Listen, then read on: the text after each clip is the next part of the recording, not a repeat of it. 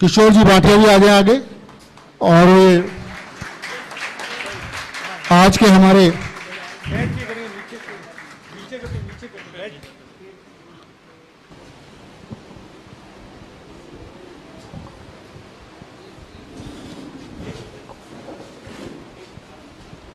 वंदे वंदे वंदे भारत माता की, भारत माता की, भारत माता की। धन्यवाद।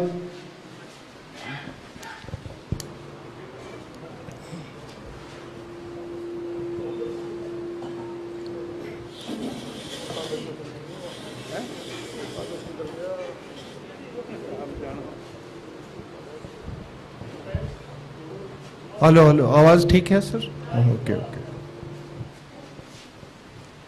मंच पे विराजमान विद्वानगण,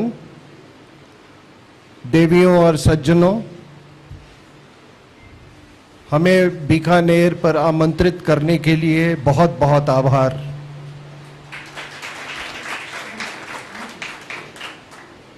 और आज एक ऐसे मौके पे आपने हमको आमंत्रित किया है जबकि 370 और 35A के हटने के 3 वर्ष गुजर चुके हैं।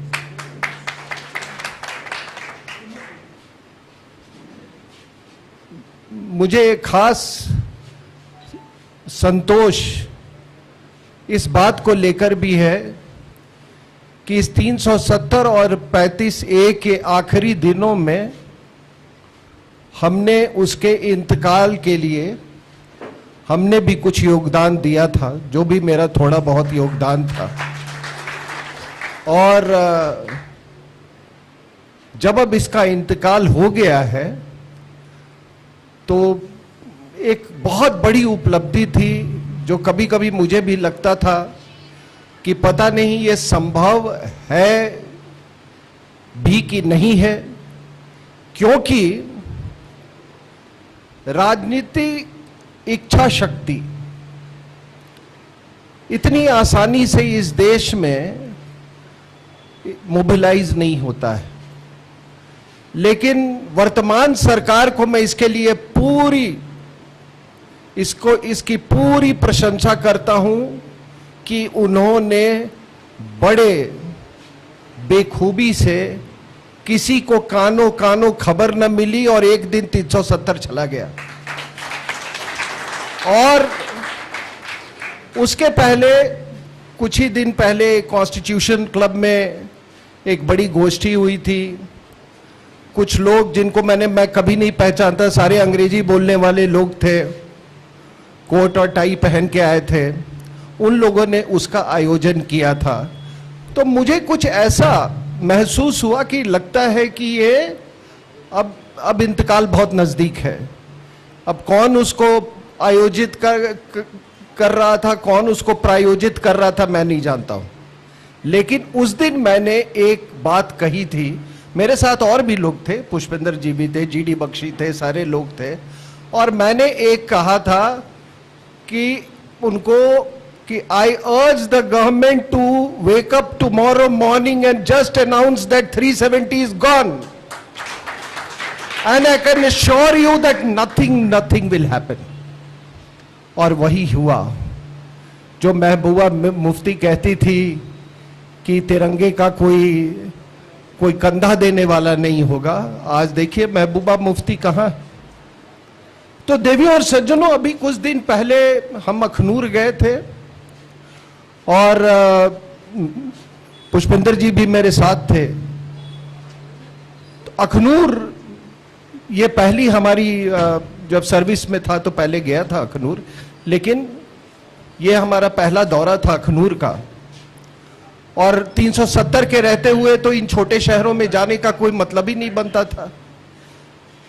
तो हमने कई सेगमेंट के लोगों से, हर तरीके, हर कैंप के लोगों से बात किया अखनूर में। तो एक बात बहुत उभर के आई कि लोग में एक बहुत बड़ी संतोष की लहर है। मैं अब जो आपसे बात कर रहा हूं, वो मैं बिल्कुल अपना जो मेरा अपना पर्सनल एक्सपीरियंस है उससे मैं आपको अवगत करा रहा हूं। क्योंकि हमें पहले भी जम्मू बुलाते रहते थे, कई बार आमंत्रित किया था, लेकिन पहले जब भी हम जाते थे तो देखते थे कि लोगों में एक निराशा, एक तरह का गुस्सा, एक तरह से अपने ही जीवन के प्रति घृणा, उनको ऐसा लगता था कि कुछ नहीं हो सकता है, सब कुछ लुट गया है। लेकिन फिर भी जब हम वहां जाते थे तो पता नहीं वो हमारे इसलिए मुरीद थे कि जो लड़ाई उन्होंने कभी नहीं, लोगों ने उनके लड़ी, उन्होंने शायद हमें टेलीविजन पे लड़ते हुए देखा और उनको शायद एक कहीं पे एक आशा की किरण उनको नजर आ रही थी कि शायद कुछ हो जाए। हम जम्मू एयरपोर्ट पे जब भी उतरते थे तो महिलाएं और पुरुष, यहाँ तक कि जितने सिक्योरिटी कर्मी थे वो सब हमारे पैर छूते थे। तो ऐसा मुझे लगता था कि ये कौन सी बड़ी बात, ये तो मेरा तो वही अंदाज है बहस करने का, मैंने तो कोई बात, और सभी लोगों ने जिसमें जो लोग भी इसमें अग्रसर थे, बहुत से लोग अब खुद सताए हुए थे, जैसे टाइम्स नाउ के राहुल शिवशंकर, ये लोग पर्सनली सताए हुए लोग हैं, सुशील पंडित, तो सब ने एक मुहिम छेड़ा और ये टीवी के माध्यम से घर घर में जो कश्मीर का मुद्दा था वो पहुंच गया। आप समझ सकते हैं कि पटना जैसे शहर में भी 370 के खिलाफ जुलूस निकला, वरना किसी को कोई परवाह नहीं थी। और इसी टीवी के माध्यम से कुछ लोग हमको मिलते हैं, वो ज्यादा जो अंग्रेजी बोलने में, I don't watch television, you know. मैं उनको कहता हूँ क्या तुमको अर्नब गोस्वामी ने कोई पर्सनल इनविटेशन भेजा है क्या? नो, आजकल तो हाथ में बटन है, दबा दीजिए, मत देखिए। लेकिन ये जो पूरा जो मुहिम, ये जो नैरेटिव बदला है, ये टेलीविजन के कारण बदला है। और जब ये जन आंदोलन खड़ा हो गया तो सरकार भी बड़े आसानी से 370 को और 35 ओ को उठा के उन्होंने फेंक दिया। तो जम्मू में मैं जब गया तो हिंदुओं ने कहा कि हम बहुत राहत की सांस ले रहे हैं यहां पे, हम बर्बादी के कगार में थे, हम कश्मीरी पंडितों की तरह हम भी पलायन के कगार पे थे। और वहां के एसडीएम ने ये बोला हमको कि हम तमाम लोग, हिंदू लोग जो कि सरकारी महकमे में हैं, हम लोग सब लोगों ने दूसरे शहरों में अपना विकल्प ढूंढ लिया था। और तब ये सरकार आई और मैंने कहा जैसे एक राहत की सांस ली। जिहाद का जो घोड़ा था वो थम गया और आज वहां पर स्थिति ये है कि एक नई तरह की आशा, एक नए तरह का संतोष, एक नई तरह की ऊर्जा अब वहां पर जो हिंदू समाज है उनमें देखने को मिल रहा है। नहीं तो जिस तरीके से योजनाबद्ध तरीके से जिस तरह से इस्लामाइजेशन किया जा रहा था, लोगों को बसाया जा रहा था, मैं उस डिटेल में नहीं जाना चाहता, किस तरीके से वहां पे रोहिंग्या को बसाया गया, उन जगहों पे जो कि सबसे सेंसिटिव एरियाज, जो सबसे नाजुक सेंसिटिव जो आर्मी इंस्टॉलेशंस हैं, उनके उस जगह पे रोहिंग्या को बसाया गया है। जितने आपके खड़ है वहां पर मुसलमानों को बसाया गया एक योजनाबद्ध तरीके से। देवियों और सज्जनों, अगर ये सरकार नहीं आती तो पूरा जम्मू और कश्मीर आपके हाथ से चला गया होता।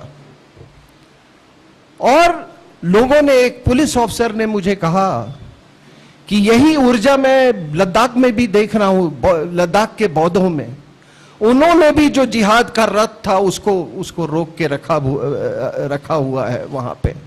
और जब से वो यूनियन टेरिटरी बना है वो इसी मैंने जैसा कहा कि एक नई उमंग, एक नई ऊर्जा, एक नया एक दृढ़ संकल्प उनमें भी देखने को मिल रहा है। तो देवियों और सज्जनों, देखिए, मैं आपके सामने कुछ चीजें सिंप्लीफाई करके उसको बहुत साधारण बना के आपके सामने पेश करना चाहता हूं। अक्सर ये बात होती है कि युद्ध के कायदे में, युद्ध के तरीकों में क्या क्या बदलाव आया है। तो आप देखिए, एक मैं आपको एक साधारण सा उदाहरण देता हूं।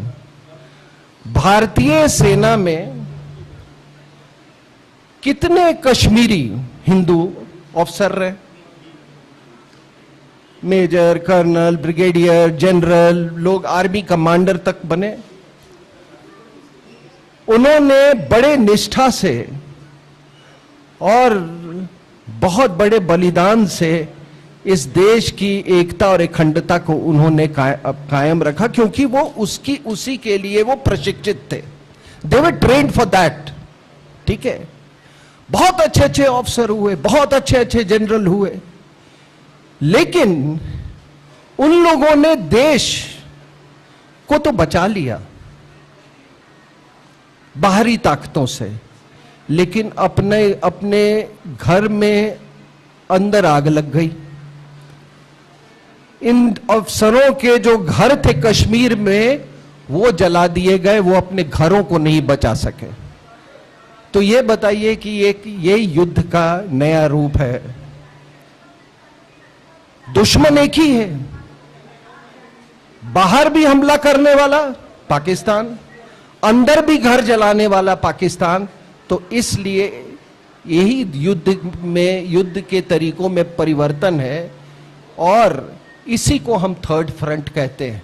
और जब हम थर्ड फ्रंट की बात करते हैं तो इसका तात्पर्य यही है कि अपने घर को जलने, अंदर में अपने घर को जलने से बचाएं, वरना आप सोवियत यूनियन की तरह रहेंगे। आपके पास 5,000 टैंक होंगे, आपके पास 10,000 आर्टिलरी गन होंगे, आप स्पेस पावर होंगे, आप न्यूक्लियर पावर होंगे, आप मिसाइल पावर होंगे, आपके पास आईसीबीएम होगा, लेकिन पूरा का देश आपका अगर कोलैप्स कर जाएगा, क्योंकि अंदर से आप टूट गए। तो ये एक मैंने बड़ा साधारण सा उदाहरण दिया आपको। देवी और सज्जनों, एक बात पे गौर कीजिएगा कि क्या ये भारत क्या केवल एक जमीन का टुकड़ा है? अगर ये जमीन का टुकड़ा है तो इसकी सरहदें हैं। अगर ये जमीन का टुकड़ा है तो इसकी हिफाजत के लिए फौज है, पैरामिलिट्री फोर्सेस है, सेंट्रल आर्म पुलिस फोर्सेस है, लॉ एंड ऑर्डर मशीनरी है, एडमिनिस्ट्रेटिव मशीनरी है, जुडिशरी है, लेजिस्लेचर, ये सब हिफाजत के लिए, ये सब अपनी जगह पे हमेशा थे। लेकिन अगर भारत एक को आप एक जीता जागता अगर राष्ट्र मानते हैं, जिसके कण कण में शंकर का वास हो और जिसकी हर नदियां गंगा हो, क्या वो भारत महफूज है? इस सवाल का जवाब आप अपने आप से लें। और जब तक आप इस सवाल का जवाब देंगे, तब तक राष्ट्र निर्माण नहीं हो सकता है। सेक्युलरिज्म और सोशलिज्म के ऊपर राष्ट्र का निर्माण नहीं होता है। कोई एक, ये इसको आखिर कुछ लोग इसको हिंदुस्तान क्यों बोलते हैं? दुनिया में आप जितने देश हैं, ज्यादातर देश आप देख लो कि उनका मेजॉरिटी कम्युनिटी से उनका जो देश का राष्ट्र का नाम है वो मेजॉरिटी कम्युनिटी के नाम से जुड़ा हुआ है। चाहे वो कजाकिस्तान हो, चाहे तुर्कमेनिस्तान हो, या उज्बेकिस्तान हो, या अफगानिस्तान हो, आप कोई सा भी देश ले लो, या फ्रांस हो, है ना, ब्रिटेन हो, ठीक है, किसी भी आप देश का ले लो, ज्यादातर देशों की मैं बात कर रहा हूं। तो इसलिए इसमें यह फर्क डालना बहुत जरूरी है। एसडीएम से जब हमारी बात हो रही थी तो उन्होंने एक और बात कही है। वो मेरे साथ बैठे हुए थे और उस दिन ईद था, और उन्होंने कहा कि इस बार ईद बड़ा शांतिपूर्ण तरीके से गुजरा है, उस समय रात के 9-10 बज गए थे। कहीं से कोई अप्रिय घटना की हमें सूचना नहीं मिली है। सिर्फ एक जगह से कुछ एनिमल एक्टिविस्ट ने मुझे फोन किया है कि कुछ लोगों ने ऊंट काट कर ईद सेलिब्रेट किया है। तो उस समय तो मैंने ज्यादा गौर नहीं किया, कोई ज्यादा शौकीन आदमी होगा, उसने ऊंट को काटा होगा। लेकिन फिर मैं बाद में थोड़ा जब इस पर तवज्जो दिया, इस पर मैंने सोचा गहराई से, तो मैंने कहा कि ये जम्मू और कश्मीर की पहाड़ी वादियों में ये ऊंट काटने की क्या जरूरत है?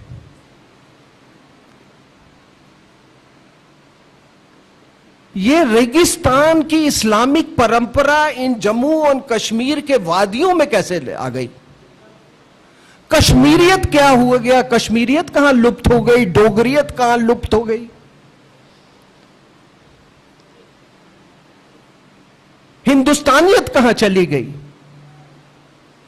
तो फिर मुझे इस बात का ख्याल आया, इसी को कहते हैं पैन इस्लामिज्म। और आपके राजस्थान में भी पैन इस्लामिज्म किसको कहते हैं? आपके राजस्थान में भी आज से 20 साल पहले एक आदमी के पोशाक से, उसके रहन सहन से ये अंतर नहीं आप कर सकते थे ये हिंदू है या मुसलमान है। लेकिन जैसे जैसे पैन इस्लामिज्म का दौर आया, आप देखिए सब कुछ अलग दिखता है। आप मेरी बात से सहमत होंगे। तो मैंने इस पर काफी गौर किया। अब हम थोड़ा हट के आते हैं जो अभी जो घटनाएं घट रही हैं। अभी आपने देखा पूरे हिंदुस्तान में सर तन से जुदा, सर तन से जुदा। ये आखिर ये कैसे शुरू हुआ? तो आपको मालूम है पाकिस्तान में ये बरेलवियों का नारा लगा पहले, और सलमान तासिर जो गवर्नर था पंजाब का, उसका जब कत्ल हुआ, असैसिनेशन हुआ, तो ये नारा बरेलवियों ने, एक पार्टी है वहां पे तहरीके लबैक, उसने ये शुरू किया, सर तन से जुदा, सर तन से जुदा। और वही चीज वो सलमान तासिर की का ट्रिगर था वहां पे, और वही चीज फिर भारत में आ गई। तो भारत एक तरह से ये इस्लामिक मामलों में पाकिस्तान का प्रतिबिंब होता जा रहा है। और यहां पे क्या हुआ? नूपुर शर्मा और रहमानी में डिबेट हुई। रहमानी के साथ मैं भी बहुत डिबेट पे बैठा हूं। उसके ताल्लुकात पहले जमायते इस्लामी से थे, पॉपुलर फ्रंट ऑफ इंडिया से थे, सभी ये तंजीमों से था उसका। उस आदमी के साथ बहस हुई, और बहस में जो हुआ आप सबको मालूम है। लेकिन आप इसका इसका क्या व्यापक रूप था वो भी देखिए। आप ईस्ट में देखिए, अंकित झा, अमरावती नगर में कोले, बेंगलोर में नेतारू, भोपाल में राठौर, इन सब को एक ही तरीके से इनकी हत्या की गई। और इन सब में पॉपुलर फ्रंट ऑफ इंडिया था। इन सब के पीछे पॉपुलर फ्रंट ऑफ इंडिया था। और पॉपुलर फ्रंट ऑफ इंडिया का मैं आपको बता दूं, उसका रिश्ता अल कायदा से। लेकिन बड़े जिम्मेदारी के साथ आपको मैं ये कह रहा हूं कि आज जो मेजॉरिटी मुसलमान हैं इस देश में, वो पॉपुलर फ्रंट ऑफ इंडिया के खुले रूप से या अंदर से वो सबसे बड़े मुरीद हैं। उनको एक बहुत बड़ी आशा इस ऑर्गेनाइजेशन में दिख रही है, कोई माने या ना माने। मैं ये बात बहुत अध्ययन और जिम्मेदारी के साथ आपको कह रहा हूं। तो इसी दौरान एक और घटना हुई। वो घटना है यूएस ड्रोन से अल जवाहिरी का सर तन से जुदा करना। ठीक है, एक ड्रोन आया और उसने अल जवाहिरी का सर तन से जुदा कर दिया। अब मुझे लोग बहुत आप देखेंगे कि द अमेरिकन रन अवे, अपना पूंछ उठा के वो भाग गए अफगानिस्तान से।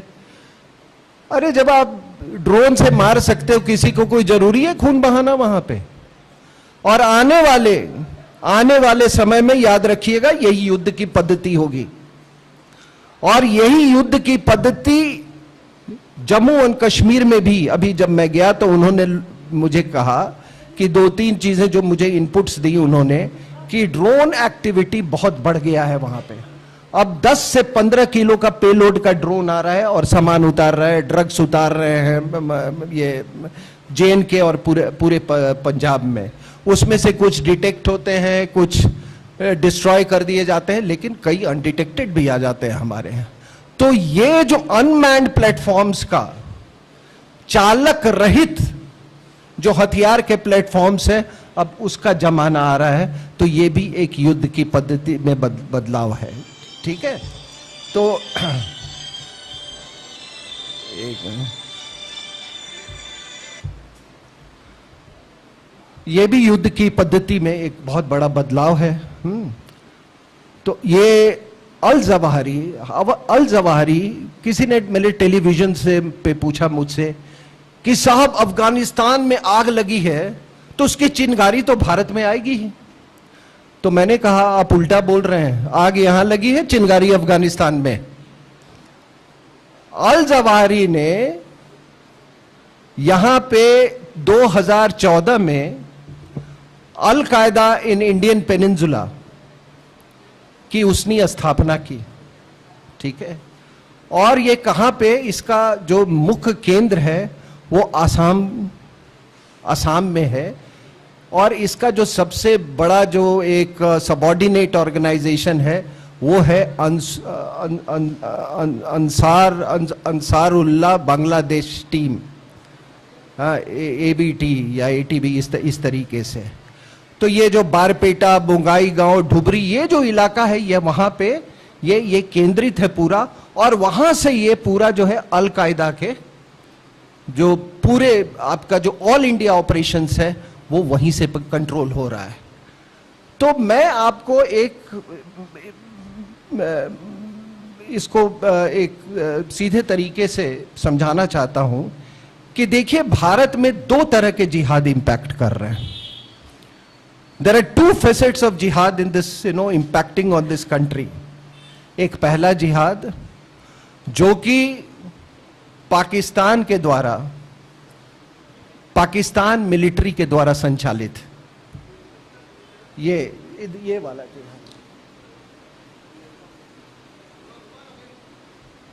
पाकिस्तान मिलिट्री के द्वारा संचालित है। और इसका उद्देश्य जो है, इसका उद्देश्य है टेरिटरी हासिल करना। उनको यहां के आबो हवा, यहां कश्मीरियत से उनको कोई मतलब नहीं है। वो उस इलाके को, बस वो इस टेरिटरी को चाहते हैं। और दूसरा जो जिहाद है वो ग्लोबल जिहाद, जो कश्मीर के नीचे से आ रहा है, जो कि बाकी पूरे देश पे जो जिहाद हावी है, वो जिहाद जो पूरा अफगानिस्तान पाकिस्तान रीजन है वहां से ये संचालित है। और उसमें जो मेन जिहादी ऑर्गेनाइजेशंस हैं, उसमें इस्लामिक स्टेट, अल कायदा, और आपके अंदर में popular front of India, Indian Mujahideen, सिन्नी, इस तरह के जितने ऑर्गेनाइजेशंस हैं। अब वो जो पाकिस्तान वाले जो फेसेट का मैं बोल रहा था, वो पाकिस्तान मिलिट्री वाला फेसेट, उनके साथ है जैश ए मोहम्मद, लश्कर ए तोयबा, ये सब अभी JNK सेंट्रिक है। बाकी ऑपरेशन भी करते हैं, लेकिन ये ज्यादातर टेरिटरी, जो कश्मीर की टेरिटरी है, उस पे फोकस्ड है। तो आप जो कुछ भी देखते हो यहां पे, ये जो जितने सरतन से जुदा आपने देखा, ये ग्लोबल जिहाद का ये स्वरूप है। इसमें पाकिस्तान का रोल है, लेकिन वहां के मिलिट्री इंटेलिजेंस एस्टेब्लिशमेंट का डायरेक्ट रोल नहीं है। लेकिन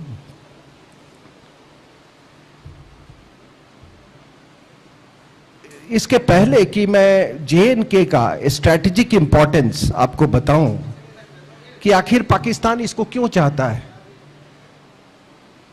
मैंने कहा कि उसे न कश्मीरियत से मतलब है, न इस्लाम से मतलब है, उसको ये टेरिटरी चाहिए। तो उसको जानने के लिए आप JNK का जो पूरा डायनेमिक्स है, ये एक मैंने नक्शा बनाया था आज से बहुत साल पहले, जब 370 और 35 से नहीं हटा था, उस समय का ये नक्शा है। तो इसको थोड़ा ध्यान से समझ लीजिए। ये देखिए, मैंने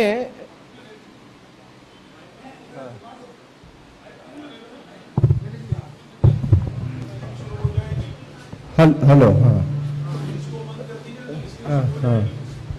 मैंने JNK को मैंने 7 हिस्सों में बांटा था। और ये पहला हिस्सा है, ये पूरा एरिया जो आप देख रहे हैं, ये पूरा एरिया है 2,22,000 किलोमीटर का करीब, जिसमें कि ये लद्दाख है जो कि 45,000 करीब किलोमीटर है और 20.3% एरिया है। उस समय कारगिल को भी मैंने अलग लिया था जो कि 14,000 किलोमीटर में 6.3% एरिया है। अब ये दोनों एक ही हैं, यूनियन टेरिटरी ऑफ लद्दाख है। उसके बाद ये कश्मीर घाटी है, इसके चारों तरफ ये नंबर 3 जो देख रहे हैं, ऊंची ऊंची पहाड़ियां हैं जिसमें पहाड़ी मुस्लिम्स हैं, जिसमें ये गुजर्स हैं, ये पहाड़ियों के ऊपर में पीर पंजाल रेंज है, ठीक है ना। उसके बाद ये है आपका, उसके बाद ये है जम्मू का इलाका, ठीक है, ये करीब 26,000 किलोमीटर। यहां पर जो पॉपुलेशन है वो 11.8% की थी। उसके बाद ये सबसे अहम गिलगिट बाल्टिस्तान, पूरी जो झगड़ा जो आप देख रहे हैं शुरू से, वो इसी को लेकर है। ये पाकिस्तान के कब्जे में है। आप देखिए, ये 64,000 किलोमीटर, 29.2% एरिया, और ये है जिसको वो आजाद कश्मीर बोलते हैं, just 6% of the area and 13,000 kilometres. तो ये 7 हिस्सों में मैंने इसको बांटा है। तो अब देखने वाली बात है कि यहां से यहां पर सुन्नी मुस्लिम majority, except for Badgaon which has got a Shia majority, ये पूरा सुन्नी मुस्लिम इलाका है। और आप जैसे जैसे आप ये जाएंगे पूरब की तरफ, तो सुन्नी मुस्लिम से ये कारगिल का इलाका है पूरा, ये शिया मेजॉरिटी है। और उससे और पूरब में जाएंगे तो ये बौद्ध, मुसलमान भी हैं लेकिन ये बौद्ध की मेजॉरिटी है, ठीक है। अब देखिए साहब, इसमें सबसे बड़ी बात क्या है, 2 चीज कि पहली बात कि हम जिसको POK बोलते हैं उसके सर को तन से जुदा 1949 में ही पाकिस्तान ने कर दिया था। यानी कि ये वाला एरिया, गिलगिट बाल्टिस्तान का एरिया, और जिसको हम तो पूरे को POK बोलते हैं, लेकिन ये बस इसी इलाके को ये आजाद कश्मीर बोलते हैं, जस्ट 6% ऑफ द एरिया। दूसरी बात क्या है कि हम जब भी पीपल टू पीपल कांटेक्ट की बात किया, ये देखिए कितना बड़ा फ्रॉड हमारे देश में चलाया गया कि जब भी हम पीपल टू पीपल कांटेक्ट की बात हमने किया, कभी किसी ये लोगों ने ये कश्मीर और ये जो POK का ये पूंछ, कोटली, मीरपुर, ये सारे इलाकों के साथ ये पीपल टू पीपल कांटेक्ट का बात हमने किया, जबकि यहां पे कश्मीरी है ही नहीं। आज कोई कश्मीरी बोलने वाला पाकिस्तान में नहीं है। तो ये फ्रॉड उस समय से चलाया जा रहा है पीपल टू पीपल कांटेक्ट का। ये जो कारगिल का इलाका है और गिलगिट बाल्टिस्तान का, इधर भी शिया है, उधर भी शिया थे। अब वहां की पूरी डेमोग्राफी वो बदल रहे हैं, काफी बदल दिया उन्होंने, लेकिन इसके बीच में पीपल टू पीपल कांटेक्ट की बात किसी ने नहीं की। और एक रिजवी साहब हैं, हेलीकॉप्टर पायलट हैं, लखनऊ के रहने वाले हैं, बुनियादी रूप से इस इलाके के रहने वाले हैं। उनके वो 80 के दशक में, अर्ली 80s में उनका एक दौरा लगा, ये स्कार्डू यहाँ का कैपिटल है। तो वो कहते हैं कि जब वहां पे गए तो गिलगिट बल्टिस्तान में हर घर में महिलाएं 10 चपाती बना के रखती थीं कि भारत की फौज आएगी और हमको लिबरेट करवा के चलेगी। जगह जहां पे साइन बोर्ड्स लगे हुए थे रास्ता डायरेक्शन दिखाने के लिए, वहां पर लोगों ने अपने हाथों से हिंदी में लिखा हुआ था उस जगह का नाम, ताकि भारत की फौज आएगी तो उनको सुविधा होगी। लेकिन हमने कभी भी इसके बारे में चर्चा हमने नहीं की, गिलगिट बल्टिस्तान के बारे में कभी भी चर्चा नहीं की। ये हमारे जहन, हिंदुस्तानियों के जहन में इसकी कोई बुनियाद ही नहीं बनाई गई। और इसी कारण है देवियों और सज्जनों की ये कारगिल युद्ध हुआ, क्योंकि हमने कभी गिलगिट बाल्टिस्तान को अपना लक्ष्य माना ही नहीं था। और मैं आपको एक और बात बता दूं कि ये पूरा जो गिलगिट बाल्टिस्तान, नहीं इसके पहले मैं एक और अपने राजनीति पे आ जाता हूं। अब ये नक्शे पे देखें आप, तो ये जो मैं दिखा रहा हूं, ये नंबर 6, ये है कश्मीर का इलाका, जो कि केवल 7.2% इलाका है। अब आप देखिए देवियों और सज्जनों कि ये जमहूरियत का, प्रजातंत्र का ये कितना विभत्स रूप है। ये कितना विभत्स रूप है कि यहां 7.2% एरिया में रहने वाले लोग ये 93% या 85% एरिया पर अपना पूरा हुकूमत कर रहे थे, चला रहे थे। अभी जो मैं बोलने जा रहा हूं वो बहुत अहम वाली बात है, जिसके खिलाफ आप भी अपनी आवाज उठाइएगा कि ये 7.2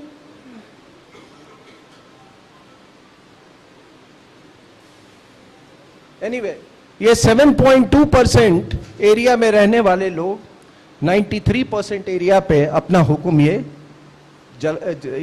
चला रहे थे। लेकिन ये दोबारा नहीं होनी चाहिए, ये दोबारा नहीं होनी चाहिए। ये अब्दुल्ला और ये मुफ्ती, ये भारत का जो भोग विलास जो इन्होंने किया है 7% एरिया में रह के, that can not be permitted, ठीक है। और जो ये यूनियन टेरिटरी से इसको स्टेट में कन्वर्ट करने की बात कर रही है, तो इन्होंने, अगर आप पहले इन्होंने क्या किया कि इन्होंने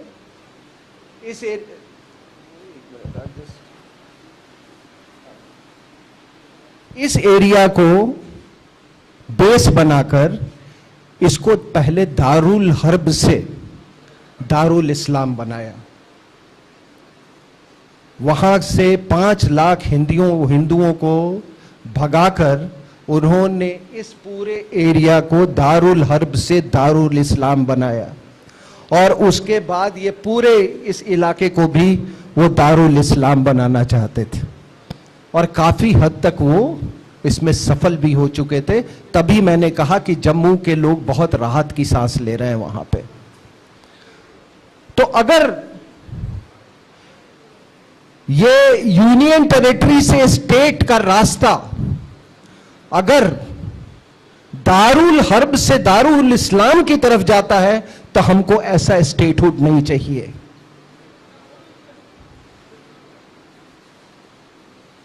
हमको ऐसा स्टेटहुड नहीं चाहिए, क्योंकि ये एरिया जो है, आप याद रखिए, ये हिंदुस्तान का ब्रेन है। इस ब्रेन में कैंसर ऑलरेडी हो चुका है, उसका पहले कैंसर का इलाज कीजिए। और वो कैंसर का बीज बोने वाले और कोई नहीं, ये हमारे यूपी और बिहार के मुसलमान थे जिन्होंने पाकिस्तान बनाया। उस कैंसर का बीज डालने वाला क्योंकि लोग थे अलीगढ़ मुस्लिम यूनिवर्सिटी। और मैंने आपको कहा कि ये स्ट्रैटेजिक इंपॉर्टेंस इसका, ये भारत का मुकुट है। सारी नदियां यहां से निकलती हैं, पूरे पाकिस्तान की आबो हवा जो है और हमारे देश के आबो हवा को ये तय करती है। ये Central Asia, West Asia, Afghanistan, Pakistan के, चाइना के जंक्शन पे है।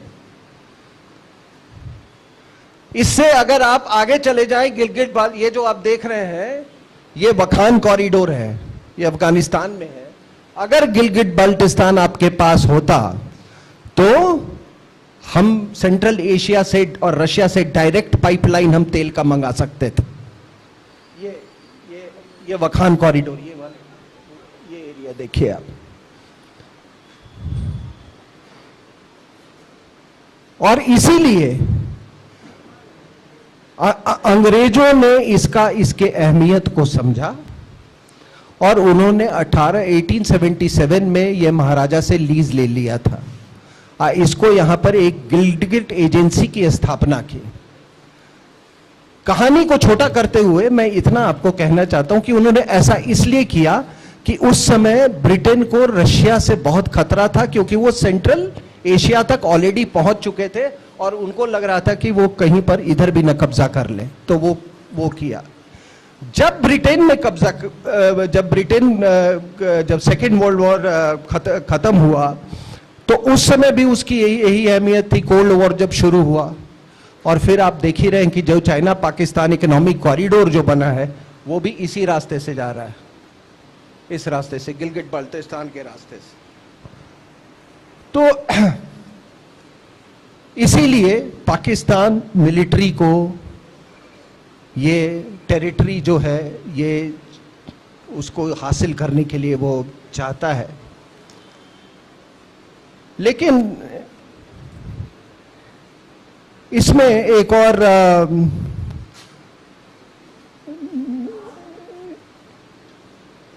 इस टेरिटरी में आप इसकी अहमियत मैं आपको बता देता हूं कि दुनिया में 8,000 फीट के ऊपर वाले कोई 14 पीक्स हैं, उसमें आधे से ज्यादा इस एरिया में। जैसा कि मैंने कहा कि इस एरिया के बिना चाइना पाकिस्तान इकोनॉमिक कॉरिडोर नहीं बन सकता है। लेकिन आप देखिए, जब कराची एकॉर्ड हुआ 1949 में और इसको गमन कर लिया पाकिस्तान ने, तब हमने कुछ नहीं बोला। जब चाइना ने ये पूरा ये सक्षम वैली जो देख रहे हैं, ये जब चीन को दिया, तब हमने कुछ नहीं बोला। हमने कभी इस मुद्दे को नहीं उठाया। और फिर मैं कहता हूं कि इसीलिए कारगिल हुआ। Our strategic thinking was below par. तो ये था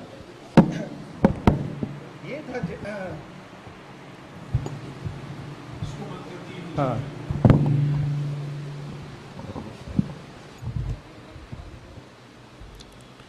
लेकिन आपको एक और बात बता दूं कि हालात बहुत खराब हैं पीओके में। बात जब आ रही है उभर के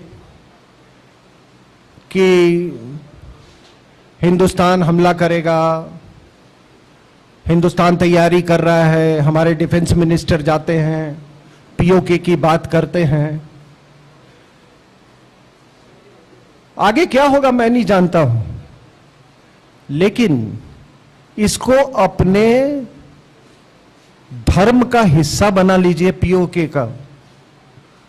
और जब आप 370 की तरह जब इस पर जनता की ताकत इसके पीछे होगी तो ये पीओके आपके पास शीघ्र होगा।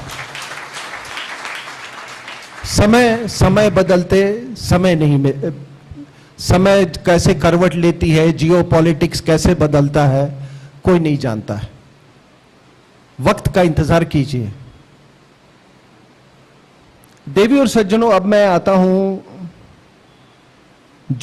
मैंने ग्लोबल जिहाद की बात की आपसे। मैंने तो कश्मीर वाली जिहाद की बात की, अब ग्लोबल जिहाद की बात। तो देखिए, अभी पटना में एक पीएफआई का क्या टाइम का, अच्छा, पॉपुलर फ्रंट ऑफ इंडिया का एक विजन 2047 एक डॉक्यूमेंट मिला पटना में। अब वो डॉक्यूमेंट क्या कहता है? मैं ग्लोबल जिहाद की बात कर रहा हूं। वो डॉक्यूमेंट कहता है कि हम यहां पर शासक थे हिंदुस्तान के।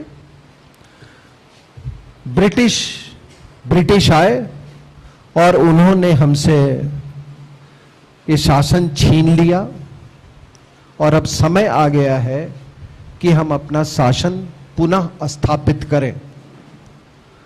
और एक सबसे बड़ी बात जो उन्होंने लिखी है कि उन्होंने कहा, उस डॉक्यूमेंट में लिखा हुआ है कि हम कभी भी बहुमत में नहीं थे हिंदुस्तान में। We were never in majority in India, हम अल्पमत में थे। और उन्होंने कहा कि अगर 10% मुसलमान भी पॉपुलर फ्रंट ऑफ इंडिया में शामिल हो जाते हैं तो हम हिंदुस्तान पे कब्जा कर सकते हैं और फिर हम इस्लामिक रूल की स्थापना कर सकते हैं। अब ये पॉपुलर फ्रंट ऑफ इंडिया कोई नई बात नहीं है।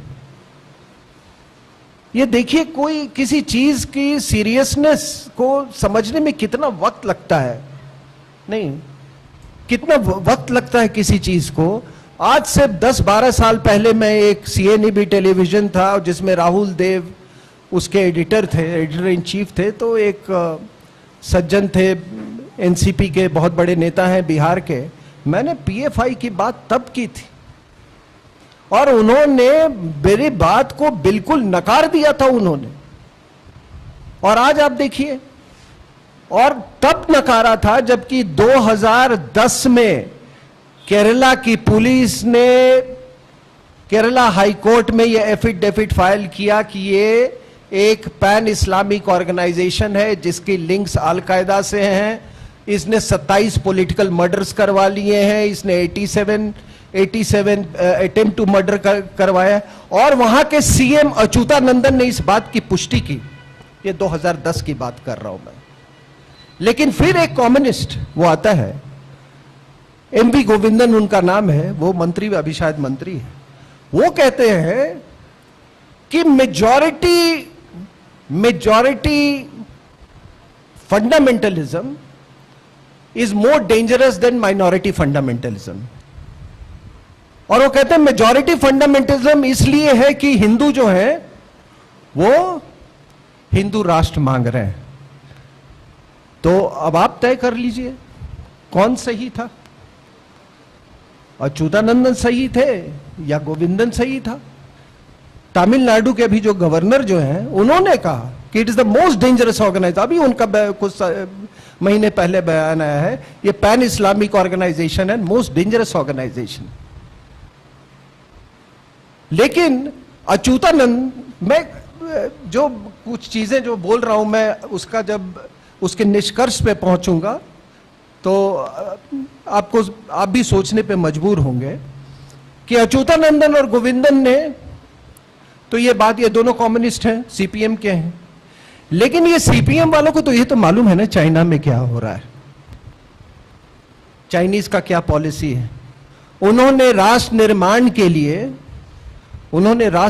के लिए जो जिस तरह का क्रैकडाउन किया है वहां पर,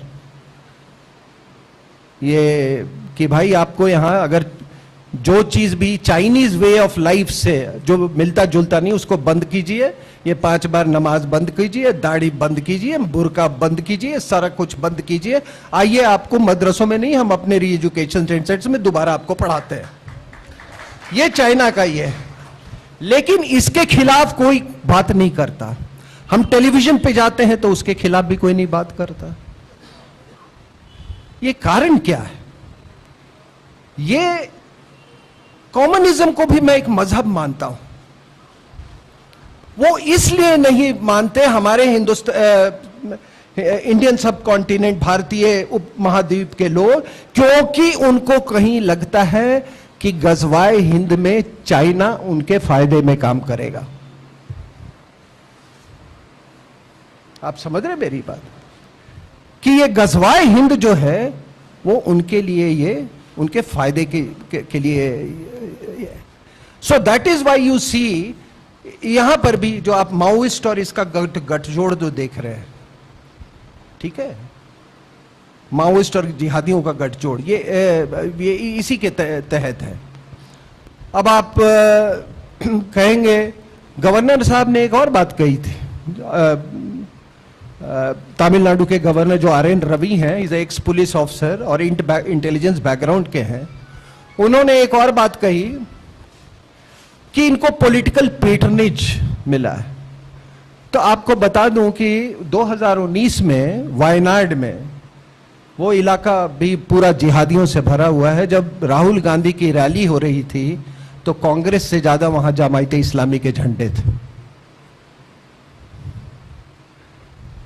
तो ये खतरा हमारे देश पे मंडरा रहा है। अब आप बताइए कि ये इसके संबंध पॉपुलर फ्रंट ऑफ इंडिया के, तुर्की के संबंध, एर्दोगन इनकी बहुत बड़ाई करता है 2016 में जब तुर्की में, क्योंकि वो भी खलीफा बनना चाहता है, तो उसने बड़ी तारीफ की पॉपुलर फ्रंट ऑफ इंडिया में।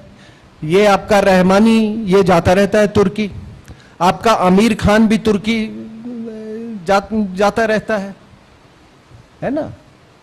तो ये तुर्की से आपने, लेकिन सबसे बड़ी बात क्या है, और मैं आप लोगों को थोड़ा सा इसके बारे में इसको सेंसिटाइज करना चाहता हूं कि हमारे यहां तकरीबन ये लोगों की मान्यता थी कम जानकारी के कारण कि हमारे साउथ इंडिया में लोग जो हैं वो बड़े शिक्षित, सुशील, बड़े सेक्युलर, बहुत डिसिप्लिन और बहुत ही ब्रॉड माइंडेड ये लोग हैं। तो जब ये PFI का उन्होंने जिहादी रूप देखा, और जिहादी रूप क्या देखा उन्होंने? प्रोफेसर जोसेफ के हाथ काट देना, सेक्स स्लेव्स भेजना सीरिया में, ठीक है, लव जिहाद। ये केरला हाई कोर्ट ने सबसे पहले इस वर्ड का यूज किया है, लव जिहाद, लव जिहाद का।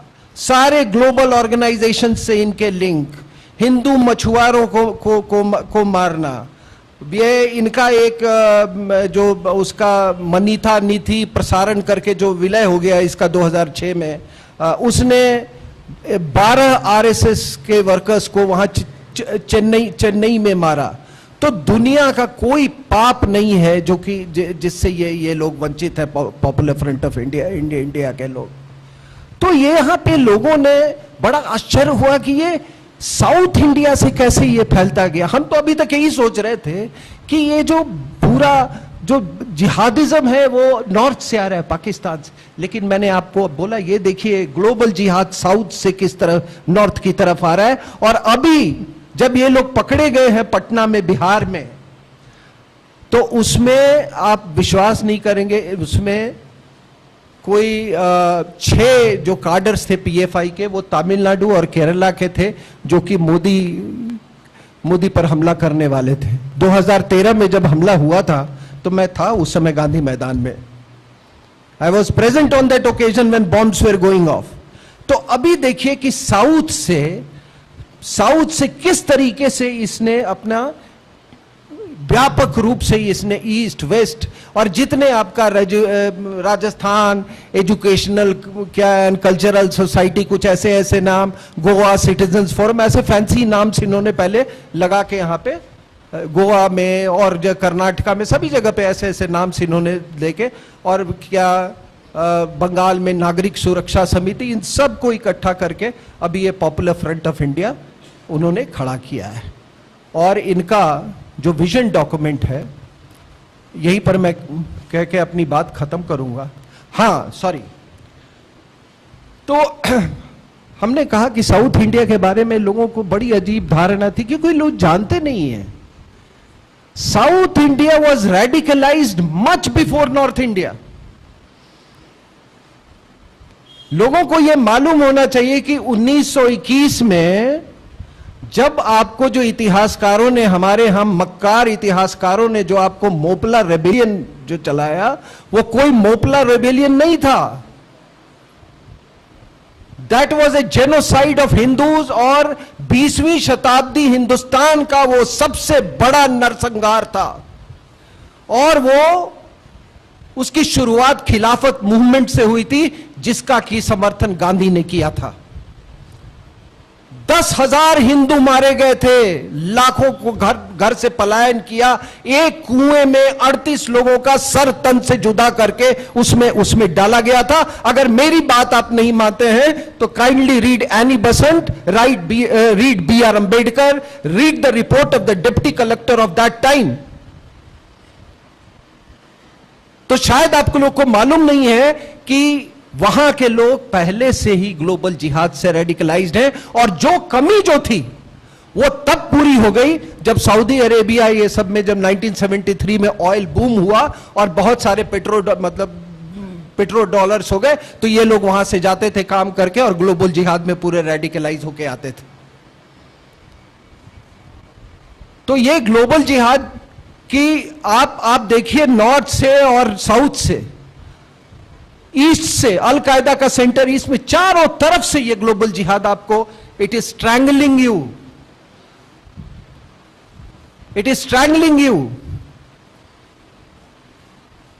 और उनका अगर आप विजन डॉक्यूमेंट देखें तो उसमें 4 स्टेजेस हैं। अब पहला स्टेज में है कि जितने मुसलमान हैं वो सब पीएफआई के ये परचम के नीचे आ जाओ। दूसरी बात का है कि मुसलमानों का अपने आप को प्रशिक्षण दो, कुछ नहीं है तो अपने आप को सरिया और तलवार चलाने में अपने आप को प्रशिक्षण दो। उसके बाद उन्होंने कहा कि अगर असंतोष है, जो असंतोष है मुस्लिम समाज में, उसको एक्सप्लॉइट करो, और असंतोष नहीं है तो इसको क्रिएट करो। और सबसे बड़ी बात उन्होंने कही कि अपने आप को, अपनी पहचान को भारतीयता से बिल्कुल अलग कर लो। And you were talking here, I don't see any common ground. आखिर बीच का रास्ता क्या है? और आखिरी में वो कहते हैं कि जब हमारा शासन स्थापित हो जाएगा, फिर मिलिट्री में, पुलिस में, पूरे अपरेटस में हम लोगों को भर देंगे, और धीरे धीरे वो करके हम यहाँ के इसमें हम पूरा इस्लामिक जो हम इस संविधान को हटाकर हम यहां पर शरीयत लागू करेंगे, इस्लामिक संविधान बनाएंगे। तो इस छोटे से समय में मैंने एक्चुअली ये पीओके का वो सब्जेक्ट था, लेकिन मैंने आपको उसको ग्लोबल जिहाद से उसको जोड़कर आपके सामने मैंने प्रस्तुत करने का कोशिश किया। मुझे उम्मीद है कि आप लोगों को अच्छा लगा होगा। मुझे इतने पेशेंस के साथ सुनने के लिए बहुत बहुत धन्यवाद। और अब आगे आप तुफैल साहब को सुनेंगे। Thank you very much.